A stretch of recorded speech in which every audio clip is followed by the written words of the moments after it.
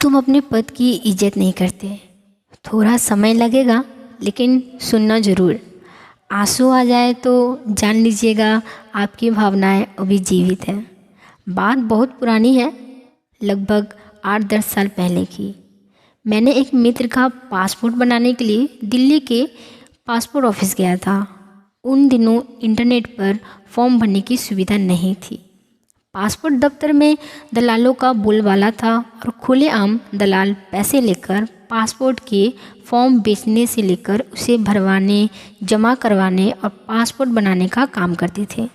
मेरे मित्र को किसी कारण से पासपोर्ट की जल्दी थी, लेकिन दलालों के दलदल में फंसना नहीं चाहते थे। हम पासपोर्ट दफ्तर पहुंच गए। लाइन में लगकर हमने पासपोर्ट का तत्काल फॉर्म भी भर लिया। पूरा फॉर्म भर लिया, इस चक्कर में कई घंटे निकल चुके थे और अब हमें किसी तरह पासपोर्ट की फ़ीस जमा करनी थी। हम लाइन में खड़े हुए, लेकिन जैसे ही हमारा नंबर आया बाबू ने खिड़की बंद कर दी और कहा कि समय ख़त्म हो चुका है, अब कल आइएगा। मैंने उनसे मिन्नतें की, उनसे कहा आज पूरा दिन हमने खर्च किया है और अब बस केवल फ़ीस जमा करने की बात रह गई है, कृपया फ़ीस ले लीजिए। बाबू बिगड़ गया, कहने लगा आपने पूरा दिन खर्च किया है तो उसके लिए वो जिम्मेदार है क्या? अरे सरकार ज़्यादा लोगों को बहाल करे, मैं तो सुबह से अपना काम कर रहा हूँ। मैंने बहुत अनुरोध किया पर वो नहीं माने। उसने कहा कि बस 2 बजे तक का समय होता है, 2 बज गए हैं, अब कुछ नहीं हो सकता। मैं समझ रहा था कि सुबह से दलालों का काम वो कर रहा था, लेकिन जैसे ही दलाल वाला काम आया उसने बहाने शुरू कर दिए।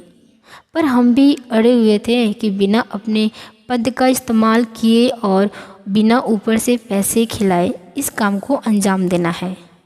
मैं ये भी समझ गया था कि अब कल अगर आए तो कल का भी दिन पूरा निकल जाएगा, क्योंकि दलाल हर खिड़कियों को घेर कर खड़े रहते हैं और आम आदमी वहाँ तक पहुँचने में बिलबिला उठता है। खैर मेरा मित्र बहुत मायूस हुआ और उसने कहा कि चलो अब कल आएंगे। मैंने उसे रोका, कहा कि रुको, एक कोशिश करता हूँ। बाबू अपना थैला लेकर उड़ चुका था। मैंने कुछ नहीं कहा, चुपचाप उसके पीछे हो लिया। वो उसी दफ्तर के 3री या 4थी मंजिल पर बनी एक कैंटीन में गया। वहाँ उसने अपने थैली से लंच बॉक्स निकाला और धीरे धीरे अकेले खाने लगा। मैं उसके सामने की बेंच पर जाकर बैठा। उसने मेरी ओर देखा और बुरा सा मुंह बनाया। मैं उसी की ओर देखकर मुस्कुराया। उसने मैंने पूछा कि रोज़ घर से खाना लाते हो? उसने अनमने से कहा हाँ, रोज़ घर से लाता हूँ। मैंने कहा कि तुम्हारे पास तो बहुत काम है, रोज़ बहुत से नए नए लोग मिलते होंगे। वो पता नहीं क्या समझा और कहने लगा हाँ, मैं तो एक से एक बड़े अधिकारियों से मिलता हूँ। कई IAS, IPS, विधायक और न जाने कौन कौन रोज़ यहाँ आते हैं। मेरी कुर्सी के सामने बड़े बड़े लोग इंतज़ार करते हैं। मैंने बहुत गौर से देखा। ऐसा कहते हुए उसके चेहरे पर आह का भाव था। मैं चुपचाप उसे सुनता रहा। फिर मैंने उससे पूछा कि एक रोटी तुम्हारे प्लेट से खा लूँ? वो समझ नहीं पाया कि मैं क्या कह रहा हूँ। उसने बस हाँ में सर हिला दिया। मैंने एक रोटी उसकी प्लेट से उठा ली और सब्जी के साथ खाने लगा। वो चुपचाप मुझे देख रहा था। मैंने उसके खाने की तारीफ़ की और कहा कि तुम्हारी पत्नी बहुत ही स्वादिष्ट खाना पकाती है। वो चुप रहा। मैंने फिर उसे कुरेदा, तुम बहुत महत्वपूर्ण सीट पर बैठे हो, बड़े बड़े लोग तुम्हारे पास आते हैं, तो क्या तुम अपनी कुर्सी की इज्जत नहीं करते? अब वो चौंका। उसने मेरी ओर देखकर पूछा इज्जत मतलब? मैंने कहा कि तुम बहुत भाग्यशाली हो, तुम्हें इतनी महत्वपूर्ण जिम्मेदारी मिली है। तुम न जाने कितने बड़े बड़े अफसरों से डील करते हो, लेकिन तुम अपने पद की इज्जत नहीं करते। मुझसे पूछा कि ऐसा कैसे कहा आपने? मैंने कहा कि जो काम दिया गया है उसकी इज्जत करते तो तुम इस तरह से रूखे व्यवहार वाले नहीं होते। देखो तुम्हारा कोई दोस्त भी नहीं है, तुम दफ्तर की कैंटीन में अकेले खाना खाते हो, अपनी कुर्सी पर भी मायूस होकर बैठे रहते हो। लोगों का होता हुआ काम पूरा करने की वजह तुम अटकाने की कोशिश करते हो। मान लो कोई एकदम 2 बजे ही तुम्हारे काउंटर पे पहुंचा, तो तुमने इस बात का लिहाज तक नहीं किया कि वो सुबह से लाइन में खड़ा होगा और तुमने फटाक से खिड़की बंद कर दी। जब मैंने तुमसे अनुरोध किया तो तुमने कहा कि सरकार से कहो कि ज़्यादा लोगों का बहाल करे।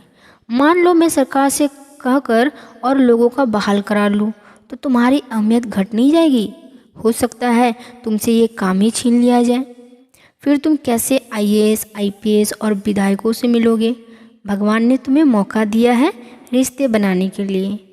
अपने दुर्भाग्य को देखो, तुम इसका लाभ उठाने की जगह रिश्ते बिगाड़ रहे हो। मेरा क्या, कल भी आ जाऊँगा, परसों भी आ जाऊँगा। ऐसा तो नहीं है कि आज नहीं काम हुआ तो कल भी नहीं होगा। तुम नहीं करोगे, कोई और बाबू कर लेंगे। पर तुम्हारे पास तो मौका था किसी को अपना आसान मन बनाने का, तुम उससे चूक गए। वो खाना छोड़कर मेरी बातें सुनने लगा था। मैंने कहा कि पैसे तो बहुत कमा लेंगे, लेकिन रिश्ते नहीं कमाए तो सब बेकार है। क्या करोगे पैसे का? अपना व्यवहार ठीक नहीं रखोगे तो तुम्हारे घर वाले भी तुमसे दुखी रहेंगे। यार दोस्त तो नहीं है, ये तो मैं देख ही चुका हूँ। मुझे देखो, अपने दफ्तर में मैं कभी अकेले खाना नहीं खाता। यहाँ भी भूख लगी तो तुम्हारे साथ खाना खाने आ गया। और अकेले खाना खाना भी कोई ज़िंदगी है? मेरी बात सुनकर वो रुआसा हो गया। उसने कहा, आपने बात सही कही है साहब, मैं अकेला हूँ। पत्नी झगड़ा करके मायके चली गई है, बच्चे भी मुझे पसंद नहीं करते। माँ है, वो भी कुछ ज़्यादा बात नहीं करती। सुबह 4-5 रोटी बनाकर दे देती है और मैं तन्हा खाना खाता हूँ। रात में घर जाने का मन भी नहीं करता। समझ नहीं आता कि गड़बड़ी कहाँ है। मैंने हौले से कहा, खुद को लोगों से जोड़ो, किसी की मदद कर सकते हो तो करो। मैं यहाँ अपने दोस्त के पासपोर्ट के लिए आया हूँ। मेरे पास तो पासपोर्ट है। मैंने दोस्त के खातिर तुम्हारी मिन्नतें की निस्वार्थ भाव से, इसलिए मेरे पास दोस्त है, तुम्हारे पास नहीं। वो उठा और उसने मुझसे कहा कि आप मेरी खिड़की पर पहुँचो, मैं आज ही फॉर्म जमा करूँगा। मैं नीचे गया, उसने फॉर्म जमा कर लिया, फीस ले ली और हफ्ते भर में पासपोर्ट बन गया। बाबू ने मुझसे मेरा नंबर मांगा, मैंने अपना मोबाइल नंबर उसे दे दिया और चला आया। कल दिवाली पर मेरे पास बहुत से फ़ोन आए। मैंने करीब सारे नंबर उठाए, सबको हैप्पी दिवाली बोला। उसी में एक नंबर से फ़ोन आया, रविंद्र कुमार चौधरी बोल रहा हूँ साहब। एकदम से नहीं पहचान सका। उसने कहा कि कई साल पहले आप हमारे पास अपने किसी दोस्त के पासपोर्ट के लिए आए थे। आपने मेरे साथ रोटी भी खाई थी। आपने कहा था कि पैसों की जगह रिश्ते बनाओ। मुझे एकदम याद आ गया। मैंने कहा, हाँ जी चौधरी साहब, कैसे हैं? उसने खुश होकर कहा, साहब आप उस दिन चले गए, फिर मैं बहुत सोचता रहा। मुझे लगा कि पैसे तो सचमुच बहुत लोग दे जाते हैं, लेकिन साथ खाना खाने वाला कोई नहीं मिलता। सब अपने में व्यस्त है। मैं साहब अगले ही दिन पत्नी के मायके गया और बहुत मिन्नतें की, उसे घर लाया। वो मान ही नहीं रही थी। वो खाना खाने बैठी तो मैं उसके प्लेट से एक रोटी उठा ली। कहा कि साथ खिलाओगी? वो हैरान थी, रोने लगी, मेरे साथ चली आई। बच्चे भी साथ चले आए। साहब अब मैं पैसा नहीं कमाता, रिश्ते कमाता हूँ। जो आता है उसका काम कर देता हूँ। साहब आज आपको हैप्पी दिवाली बोलने के लिए फ़ोन किया है। अगले महीने बिटिया की शादी है, आपको आना है।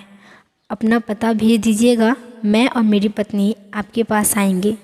मेरी पत्नी ने मुझसे पूछा था कि ये पासपोर्ट दफ्तर में रिश्ते कमाना कहाँ से सीखे, तो मैंने पूरी कहानी बताई। आप किसी से नहीं मिले, लेकिन मेरे घर में आपने रिश्ता जोड़ लिया है। सब आपको जानते हैं। बहुत दिनों से फ़ोन करने की सोच रहा था, लेकिन हिम्मत नहीं होती थी। आज दिवाली का मौका निकाल कर रहा हूँ। शादी में आपको आना है, बिटिया को आशीर्वाद देने। रिश्ता जोड़ा है आपने, मुझे यकीन है आप आएंगे। वो बोलता जा रहा था, मैं सुनता जा रहा था। सोचा नहीं था कि सचमुच उसकी ज़िंदगी में पैसे पर रिश्ता भारी पड़ेगा, लेकिन मेरा कहाँ सच साबित हुआ। आदमी भावनाओं से संचालित होता है, कारणों से नहीं। कारण से तो सिर्फ मशीनें चलती है। पसंद आए तो अपनी अजीज दोस्तों को ज़रूर भेजें एवं इंसानियत की भावनाओं को आगे बढ़ाएं। पैसा इंसान के लिए बनाया गया है, इंसान पैसों के लिए नहीं बनाया गया है। आपका आभारी मित्र।